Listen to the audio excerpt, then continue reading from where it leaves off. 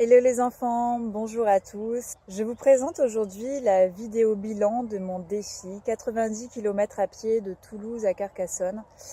Et je tenais tout d'abord à vous remercier chaleureusement de m'avoir soutenu tout au long de ce voyage.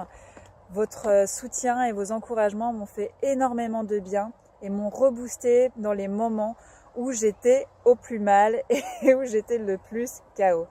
Donc encore une fois, merci à tous pour votre soutien. Alors pour ce petit bilan, je voulais commencer par ce qui a été le plus difficile. Donc vous l'avez sans doute deviné, le plus difficile a été de supporter pas après pas les douleurs intenses au niveau des jambes et des pieds. Faire abstraction de ces douleurs a été vraiment très compliqué, mais à aucun moment je n'ai pensé à arrêter et à abandonner, ce qui est le plus important. La deuxième difficulté a été de me heurter à des gens qui n'avaient pas cette optique de bienveillance et de gentillesse.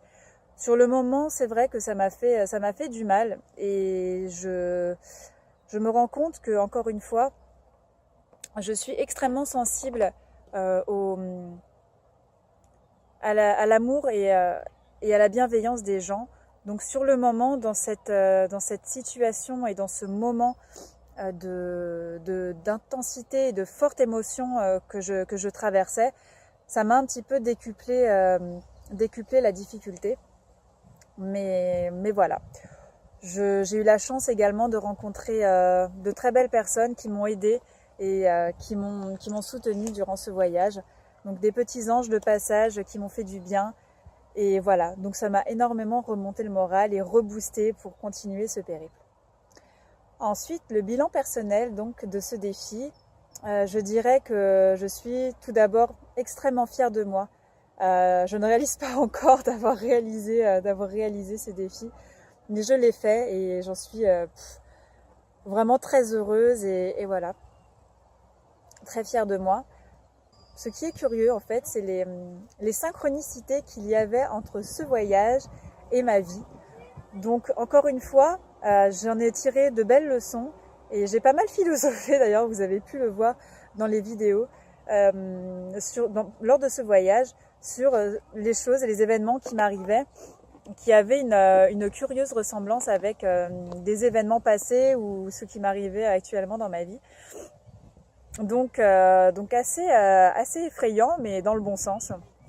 Donc pas mal de belles leçons retenues qui m'ont encore plus donné la niaque et l'envie de me battre et de continuer et de persister dans l'atteinte de mes objectifs futurs. Mais en contrepartie, ce voyage m'a également appris à être plus patiente. Donc l'impatience est l'un de mes plus gros défauts, si ce n'est le plus gros. Et du coup, ça m'a permis de beaucoup travailler sur moi. J'avais cet objectif et le fait d'avoir ces douleurs qui me retenaient dans mon ascension et dans cette atteinte d'objectif m'a énormément fait relativiser en me disant de toute manière, je sais que je vais y arriver. Peu importe le temps que ça prendra, je souffre actuellement, mais je sais que je vais y arriver. Donc, je prends le temps. Je me pose quand c'est nécessaire. Et voilà, je prends tout simplement le temps d'y arriver pour faire les choses le mieux possible. Donc très belle leçon retenue lors de ce défi. Ce qui est dingue en fait, c'est que c'était uniquement 3 jours. Et en 3 jours, j'ai énormément grandi et énormément appris.